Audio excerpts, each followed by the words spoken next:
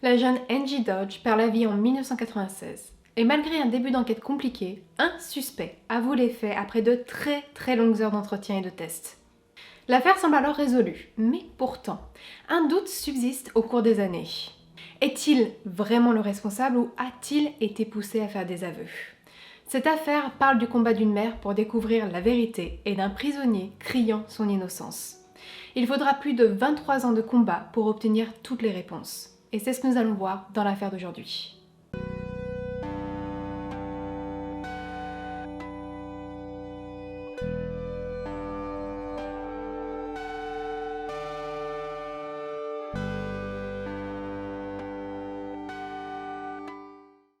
Nous sommes dans la ville d'Idaho Falls, dans l'état de l'Idaho, où vit Angie Dodge, 18 ans.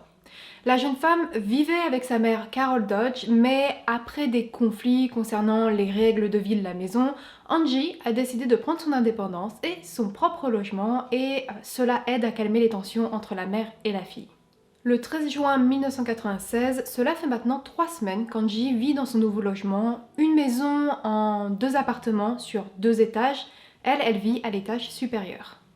Elle vient de finir ses études et elle vient d'entamer un travail saisonnier, mais ce matin-là, elle ne se présente pas au travail. Ses collègues, ne la voyant pas arriver, se questionnent et ils décident de se rendre à son domicile pour vérifier qu'elle aille bien. Ils arrivent à son domicile vers 10h30, 11h et en arrivant devant la porte, ils constatent que celle-ci est entrouverte. Ils s'annoncent, ils pénètrent dans le logement à la recherche d'Angie. Ils avancent jusqu'à la chambre de la jeune femme et ils découvrent une scène d'horreur. Angie gît sur le sol, sans vie, et du sang est présent de partout dans la pièce. Horrifiés, les collègues s'enfuient en courant et ils partent appeler les secours. Les policiers arrivent sur place et ils constatent qu'il n'y a plus rien à faire pour la jeune femme. Elle a perdu la vie. La scène est affreuse, même pour des policiers expérimentés. La jeune femme est étendue au sol avec une partie de son pantalon baissé et son haut relevé comme si l'agresseur avait la volonté d'humilier sa victime. Le crime semble avoir été commis par quelqu'un dans un état de rage, ayant infligé 16 coups de couteau à sa victime tout en sectionnant une partie de la gorge de celle-ci. Il n'y a aucune arme retrouvée sur place, mais un poil appartenant probablement au tueur est découvert. Concernant la possibilité d'une agression sexuelle, celle-ci est confirmée avec en plus la présence de liquide séminal toujours présent qui est recueilli par le médecin légiste. Mais cet échantillon ne donne aucune correspondance dans la base de données. Carol apprend la mort de sa fille quelques heures après la découverte et bien sûr elle est dévastée. Angie, c'était la seule fille parmi ses 4 enfants vivant dans cette ville tranquille de l'Idaho où la criminalité de cette nature est quasiment inexistante à cette époque. Une fille qu'elle décrit comme étant intelligente, drôle, souriante et toujours dans l'action. Les enquêteurs ne pouvant pas compter sur le résultat de l'ADN doivent interroger les proches d'Angie. Ils doivent découvrir ce qu'elle a fait et qui elle a vu récemment. En premier lieu, ils apprennent qu'elle a un petit ami. Celui-ci est rapidement testé, mais la piste est écartée lorsque la comparaison ADN revient négative. Ils découvrent ensuite que la veille de sa mort, un groupe d'amis était passé la voir chez elle et était parti vers minuit 30. Ils sont interrogés. C'est plus de 100 personnes qui vont être interrogées durant cette première partie d'enquête, mais toutes sont écartées de la liste des suspects. Le tueur se trouve ailleurs, mais pas si loin, car dans la tête des policiers, au vu du crime, ils pensent qu'il s'agit d'une connaissance de la jeune femme. Mais après toutes ces recherches, les policiers se retrouvent à court de pistes. Et Carol continue de venir chaque jour au poste de police pendant les 6 mois qui suivent afin de voir si l'enquête avance. Et après ces 6 mois d'attente, une nouvelle piste se profile pour les détectives. En janvier 1997, Benjamin Hobbs est arrêté dans l'état du Nevada pour viol et attaque au couteau. Et Benjamin n'est pas n'importe qui puisqu'il est une des dernières personnes à avoir vu Angie vivante. Il fait partie du groupe d'amis de la jeune femme, un groupe qui traîne souvent vers la rivière Snake, se retrouvant tous là-bas. Et ce Benjamin, lors de son interrogatoire, avait donné un alibi qui ne tenait pas. Il n'était pas vérifiable, alors il devient un suspect. Étant en détention, les policiers parviennent à récupérer son ADN afin de le comparer à celui du tueur. Mais les résultats mettent du temps à arriver, alors en attendant de les obtenir, les enquêteurs interrogent à nouveau les amis de la jeune femme, dont 2 très proches de Benjamin. Ces 2 garçons se prénomment Jérémy Sargis et Chris Tapp, 20 ans. Jérémy, lui, répond rapidement qu'il ne sait rien à ce sujet. Mais par contre, l'entretien avec Chris se passe différemment. Pour comprendre pourquoi, il faut d'abord connaître le contexte. Un des policiers présents, l'agent Jared Furinman, avait déjà eu à s'entretenir dans le passé avec Chris qui a eu des problèmes. En effet, le jeune homme a eu des problèmes de consommation de drogue durant son adolescence, mais grâce au soutien de ses amis, il arrivait à remonter la pente. Il y a une certaine forme de confiance envers ce policier. Chris n'a aucun problème à lui parler et il veut vraiment l'aider dans sa résolution de l'enquête. Dans un premier temps, le jeune homme répond la même chose que son ami Jérémy, il ne sait rien au sujet de la mort d'Angie. What about that? Don't know. If I knew, I'd tell you. Les interrogatoires s'enchaînent et au bout du 3e jour, Chris change sa version. Benjamin lui a avoué avoir tué la jeune femme, mais il ne l'a pas cru. Sans la présence de son avocat, il consent à faire un témoignage de 7 pages incriminant son ami. Du côté du suspect, celui-ci dément ses accusations et il n'a aucune responsabilité dans ce crime. I have nothing to do with the murder of Angie Dodge. Was she raped and then she's killed? Tell me, was she raped? I don't know. That's why I'm asking you, because if she was, my DNA will prove my innocence right there. Et les résultats de l'ADN appuient sa version. Il n'y a aucune correspondance avec lui. Bon, ça n'empêche pas les policiers de garder en tête qu'il a quelque chose à voir avec l'affaire, qu'il a été au moins présent sur les lieux, peut-être avec une autre personne comme Chris. Il prélève alors l'ADN du jeune homme, mais pour lui non plus, la correspondance n'est pas bonne. Aucun de ces deux hommes ne correspond à l'ADN retrouvé sur place. Mais le problème, c'est que leurs alibis ne sont pas des alibis solides et dès lors, les policiers continuent de mettre la pression sur Chris. En tout, il est interrogé plus de 60 heures, interrogé sur 9 jours. Il passe seul 6 fois au détecteur de mensonges et tout ça sans que son avocat ne soit présent à chaque fois. Au bout de ces 9 jours de pression, Chris craque. Il admet avoir été présent lors du meurtre, il n'a pas tué la jeune femme, mais a participé en lui tenant les bras et en lui infligeant une coupure avec un couteau. Les policiers ne s'arrêtent pas à cette confession et ils sont persuadés que 2 autres hommes sont impliqués et ils veulent leur nom. Chris abandonne et il donne le nom de ses amis, Jérémy et Benjamin. Well, Sergeant Sarah not. My recollection, yeah. Après cet ultime aveu, Jérémy est convoqué, son ADN est prélevé, mais là encore, les résultats sont négatifs et en plus, il a un solide alibi concernant la nuit du crime. Concernant Benjamin, il maintient sa position et n'admet rien. Finalement, la seule personne ayant confessé quelque chose est donc Chris, et il est celui qui va être poursuivi du viol et du meurtre avec préméditation d'Angie. Le procès a lieu le 28 mai 1998 avec comme seule preuve présentée au juré les aveux de Chris. Toute l'enquête repose sur ce seul élément pour juger de la culpabilité du jeune homme. À la fin du procès, il est déclaré coupable de tous les chefs d'accusation et il est condamné à une première peine de 30 ans minimum, plus d'une peine de 20 ans de prison. Et ce, malgré la demande de la peine de mort faite par la famille de la victime.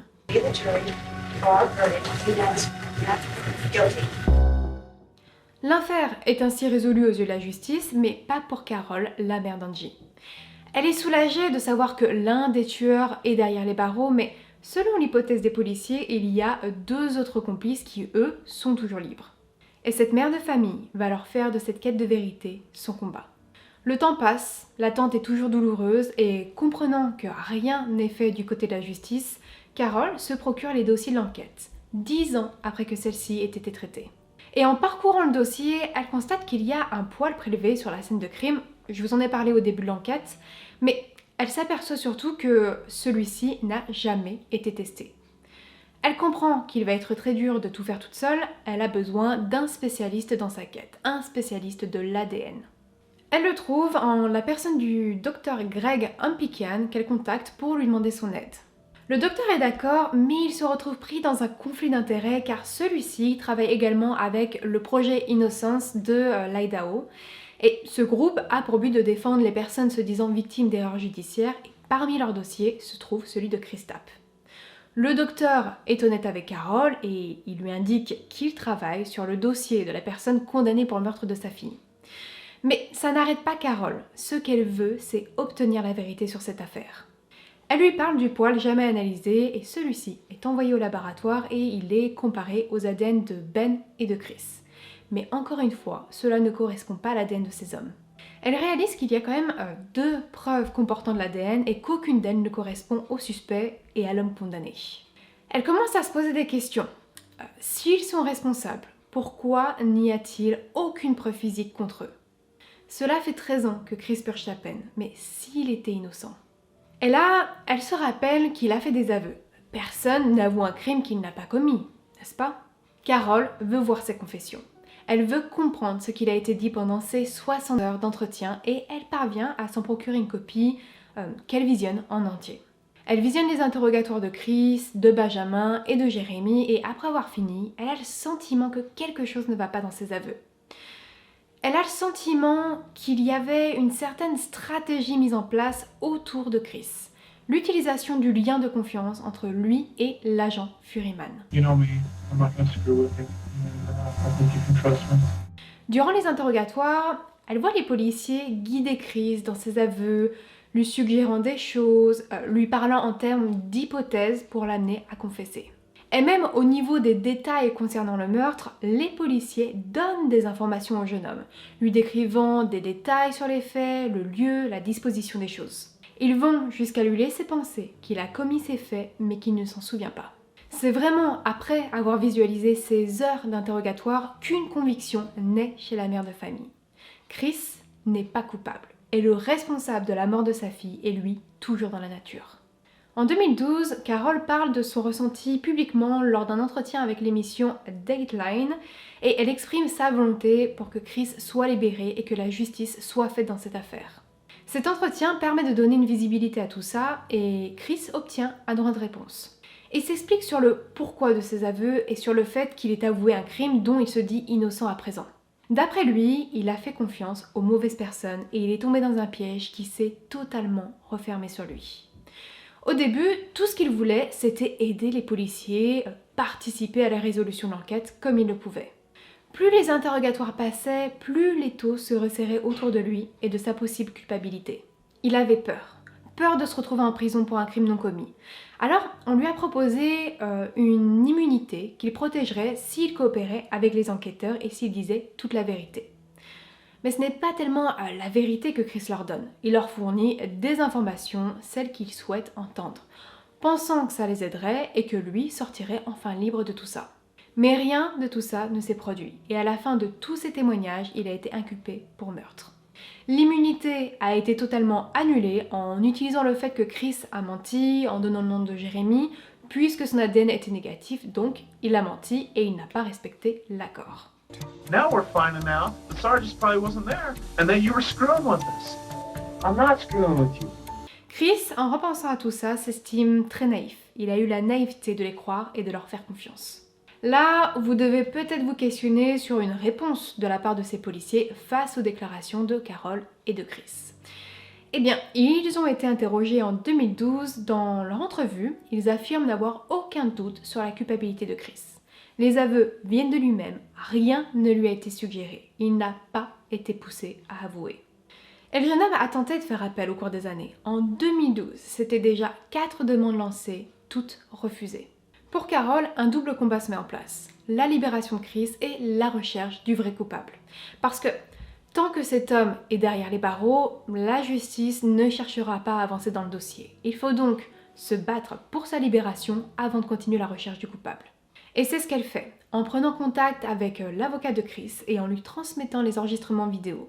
Puis en contactant un expert des faux aveux pour qu'il analyse la vidéo et puisse clairement lui expliquer le processus ayant eu lieu lors des interrogatoires.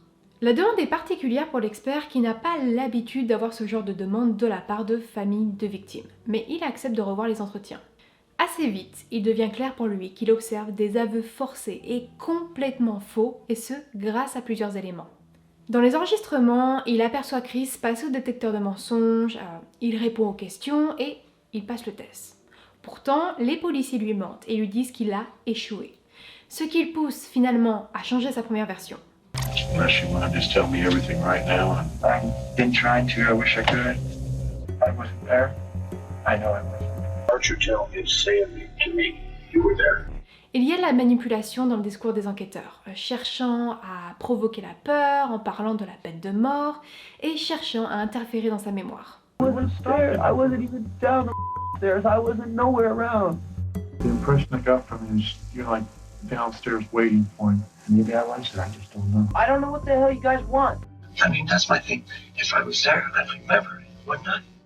Durant plein de différents moments, Chris fait des déclarations qui ne tiennent pas, indiquant le salon comme lieu du crime au lieu de la chambre, comme si il n'avait pas été sur les lieux. Where do you stick right in the bedroom, or in the living room, or in the kitchen, or in the hall? In the living room. It was in the living room. Yeah. Killed in the bedroom. Alors oui, par contre, il arrive à décrire la tenue que la victime portait au moment du crime. Un t-shirt et un bas de jogging. Mais est-ce que ça ne peut pas être le hasard? Il connaissait Angie, il pouvait très bien savoir quel genre de tenue elle enfilait pour rester dans son domicile. Et lorsque l'on découvre que les premiers aveux concernant l'implication de Chris ont été faits lorsque les policiers l'ont amené sur place, mais que cette scène n'a pas été filmée, ça soulève des questions sur la véracité des propos. Et aussi, je précise encore une fois, sans la présence de son avocat. La conclusion est sans appel pour l'expert, ces aveux sont faux. En parallèle à la justice, des citoyens apprennent l'histoire de Chris et ils forment un comité de soutien en plus du projet Innocence qui eux travaillent toujours sur le dossier. Et encore plus incroyable, des extraits des entretiens de Chris sont diffusés sur internet. Ils vont être visionnés par beaucoup de personnes dont un ancien ami du jeune homme, Jérémy. Pour rappel, il avait été l'un des 3 hommes cités comme étant impliqués dans le crime par Chris. Et après cet événement, Jérémy ne voulait plus entendre parler. There's definitely another person involved that you have not told us about. Okay. The evidence is borne that out. Who's the third person? Tell me the other person who's there so we get it cleared. Maybe Jared was. Mais en découvrant comment les noms avaient été obtenus, sa rancœur s'est atténuée et il a écrit à son ancien ami, lui donnant son soutien. Et si cela a été aussi compliqué pour Jérémy, c'est parce que lorsque son nom a été mêlé au dossier, cela a totalement bouleversé sa vie.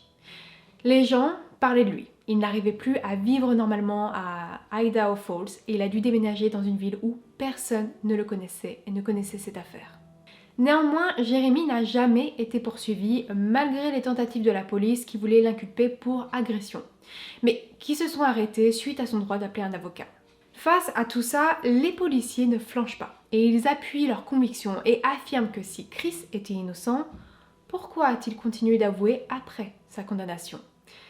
Et ce point est vrai. En détention, il a continué à prendre la responsabilité du crime. Mais il faut comprendre la situation et pourquoi il a fait ça, car ce n'est pas sans raison. Alors qu'il était en prison, les policiers sont revenus le voir et ils lui ont proposé un marché. Si Chris donnait un nom qui correspondait à l'ADN, il pouvait espérer une libération. Donc oui, bien sûr que Chris voulait sortir de là et il a donné des noms au hasard dans l'espoir qu'il y ait une correspondance et qu'il soit innocenté. Les groupes de soutien pour la libération de Chris ne perdent pas espoir. Et ils pensent à une nouvelle expertise possible non effectuée. Le jeune homme, lors de ses aveux, avait déclaré avoir été en contact avec les vêtements que portait Angie. De ce fait, si c'est le cas, son ADN doit se trouver dessus. Les vêtements sont envoyés en analyse et un ADN est découvert. Le même appartenant au poil, au liquide séminal et qui n'est pas celui de Chris. Tout ça ne suffit pas. Et Carol entend parler d'affaires résolues grâce à la généalogie et elle en parle à la police. Celle-ci accepte de considérer cette technique et donc elle entre l'ADN du suspect dans la base de données du site de généalogie Ancestry. Et il y a un résultat. Concernant un homme vivant au Mississippi se nommant Michael Usry Sr. Il y a un lien génétique avec lui mais pas un lien direct, ce qui peut signifier que le tueur est un proche de cet homme. Les policiers enquêtent sur son entourage et découvrent que son fils Michael Usry Jr. a vécu dans l'état de l'Idaho et que donc ça le place en tant que suspect. Après avoir obtenu un mandat pour prendre son ADN, les tests reviennent négatifs. Son ADN contient des similarités avec celui retrouvé sur la scène de crime, mais ce n'est pas le bon. Et les espoirs de Carol diminuent avec cette conclusion. Mais ce n'est pas le moment de baisser les bras, Chris est toujours derrière les barreaux et les choses doivent bouger. En 2016, le bureau du procureur décide d'engager un détective indépendant pour revoir l'affaire et donner ses propres conclusions. Le détective rend son rapport où il écrit que les aveux de Chris sont questionnables, voire peu probables, mais qu'il pense tout de même qu'il était présent sur les lieux. Avec cette conclusion, la justice estime qu'il n'y a pas assez de preuves démontrant l'innocence du condamné et donc un nouveau procès n'est pas possible. Et finalement, en 2017, un nouveau juge entre dans l'affaire et celui-ci accepte d'entendre Chris à nouveau. Après la procédure, il lui propose un accord. Chris peut être libéré, la condamnation pour viol annulée, mais par contre il garde l'accusation de meurtre qui est ramenée à 20 ans de peine. Et face à cette promesse de liberté dont il rêve depuis presque 20 ans, il accepte et il ressort libre avec en tête la promesse faite à Carol de ne pas l'abandonner et de continuer le combat pour Angie.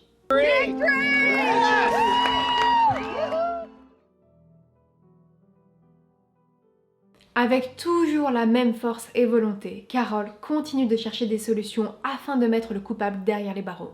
Et c'est ainsi qu'en 2018, elle contacte Cissy Moore. Je vous ai déjà parlé de Cissy dans 2 affaires sur ma chaîne pour ceux qui les ont vues. Cissy est une généalogiste génétique renommée et qui travaille en collaboration avec le groupe Parabon Nanolabs. Elle accepte de travailler sur le cas d'Angie et grâce à l'ADN présent dans les archives, elle l'ajoute à la base de données GenMatch et elle commence à construire l'arbre généalogique du tueur. Elle parvient à découvrir une trace de cet ADN appartenant à un couple pouvant être les grands-parents ou bien les arrière-grands-parents du tueur. Je savais que le suspect devait être un descendant de ce mariage, alors j'ai réduit la liste à 6 hommes qui étaient des descendants de ce couple. Et 5 des 6 sur cette liste vivaient à plus de 1000 miles de distance. Ils n'avaient aucun lien avec l'Idaho à notre connaissance, mais l'un d'entre eux a vécu en Idaho. Des prélèvements ADN sont effectués sur cet homme et sur son fils, mais encore une fois, les résultats sont négatifs. Cissy ne veut pas s'arrêter à cet échec et elle continue ses recherches jusqu'à remarquer un nom qu'elle n'avait pas déterminé dans l'arbre généalogique. En fait, l'un des hommes de cette famille avait eu un mariage assez bref et un enfant était né de cette union, Brian Dripps Sr. Et il n'avait pas été placé avant car celui-ci avait été adopté par son beau-père et il avait pris son nom de famille, donc pas celui de son père biologique. Avec ces découvertes, les policiers se rendent à Caldwell en 2019 afin d'observer et d'obtenir l'ADN de Brian. Et après plusieurs jours d'attente, le suspect jette son mégot de cigarette par la fenêtre et les enquêteurs s'en saisissent pour l'envoyer au laboratoire. Les résultats tombent, l'ADN de Brian correspond. Il y a enfin une correspondance établie. Autre fait incriminant, cet homme vivait en face de chez Angie en 1996 et il a déménagé l'année du crime. Le 15 mai 2019, Brian Dripps Sr. est arrêté et il est accusé du meurtre et du viol d'Angie. Au poste de police, face aux preuves que détiennent les policiers, il cède et il avoue être le responsable de ces crimes. Lors de ses aveux et de son procès le 9 février 2021, il déclare être allé chez la jeune femme sous l'emprise de substances avec l'intention d'abuser d'elle, mais pas de la tuer. Après avoir plaidé coupable, il est condamné à la prison à vie avec possibilité de libération au bout de 20 ans. Ce qui peut paraître surprenant lorsque l'on compare à la peine de Chris, qui était une peine de 30 ans, et d'une autre de 20 ans. Et pourtant, lors de son procès, il n'y avait pour preuve que ses aveux. Aucune preuve matérielle. Même le juge avait déclaré en 1998 que sans ses aveux, il n'aurait probablement jamais été déclaré coupable. I can say, I think without any equivocation, that had Mr. Tapp not confessed, there would have been no conviction in this case. Et là, dans le cas de Brian, on a une preuve matérielle, le placement de celui-ci en face du domicile de la victime et ses aveux. Et pourtant, sa peine est plus faible que celle du procès de Chris. La différence que l'on peut également faire est que l'un a plaidé coupable et s'en sort avec une peine réduite et que l'autre a déclaré être innocent et qu'il en a payé le prix. Justement, en parlant de Chris, suite à la condamnation de Brian, il a été disculpé pour meurtre et il est enfin officiellement innocent au sein de la société.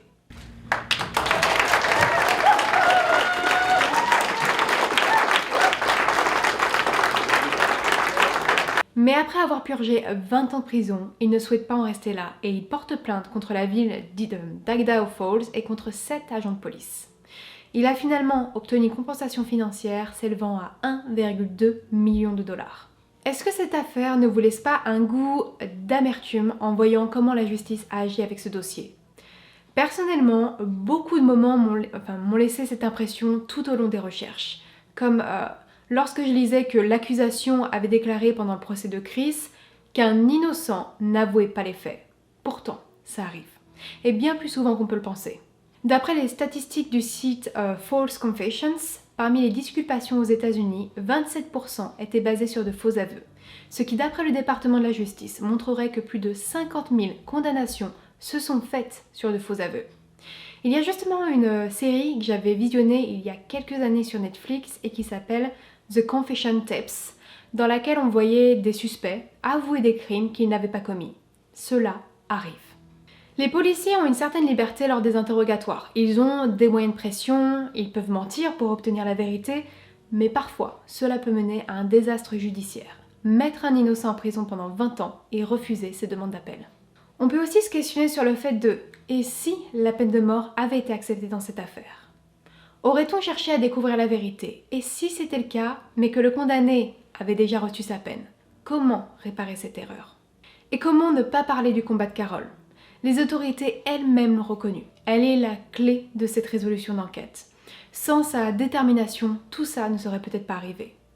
Elle a réussi à aller au-delà des explications données par la police. Elle a tendu la main à l'homme condamné pour la mort de sa fille et elle a ramené le vrai coupable face à la justice grâce à ceux qui l'ont aidé dans ce combat.